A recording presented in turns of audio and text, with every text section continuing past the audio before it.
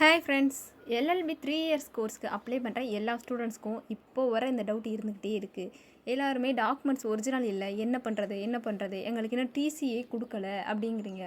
ஒரு சிலர் என்னென்னா எங்களுக்கு இன்னும் ப்ரொவிஷ்னல் சர்டிஃபிகேட் கொடுக்கல, எங்களுக்கு இன்னும் கன்சாலிடேட் மார்க் ஷீட் கொடுக்கல, இந்த மாதிரிலாம் சொல்கிறீங்க. நான் இதுக்கெல்லாம் இதுவரை என்ன வீடியோவில் என்ன ஆன்சர் சொல்லியிருந்தேன் அப்படின்னா, கொடுக்கல அப்படின்னா வெயிட் பண்ணி பாருங்கள், கொடுத்ததுக்கப்புறம் ஒரிஜினலை அட்டாச் பண்ணுங்கன்னு சொல்லியிருப்பேன். இல்லைன்னா போனஃபைட் சர்டிஃபிகேட் காலேஜில் கேட்டு அதை அட்டாச் பண்ணுங்கன்னு சொல்லியிருப்பேன்.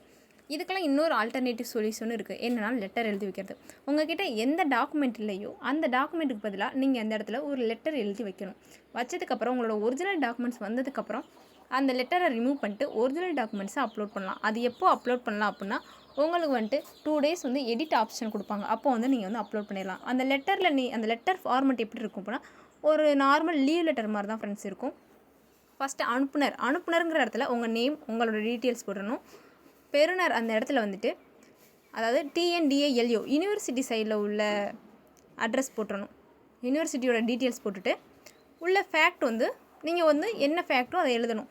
எங்களுடைய காலேஜில் இன்னும் ப்ரொஃபஷனல் எந்த சர்டிஃபிகேட் இல்லையோ, இந்த சர்டிஃபிகேட் இன்னும் கொடுத்ததுக்கப்புறம் நான் அப்லோட் பண்ணிடுறேன், இல்லை டிசி இன்னும் கொடுத்ததுக்கப்புறம் நான் அப்லோட் பண்ணுறேன், அந்த மாதிரி நீங்கள் சொல்லி லெட்டர் எழுதி உங்களோட ஹெச்ஓடி அண்ட் பிரின்சிபல்கிட்ட சைன் வாங்கி காலேஜ் சீல் கடிச்சு அப்லோட் பண்ணிடுங்க. இதனால் எந்த ஒரு ப்ராப்ளமே இல்லை.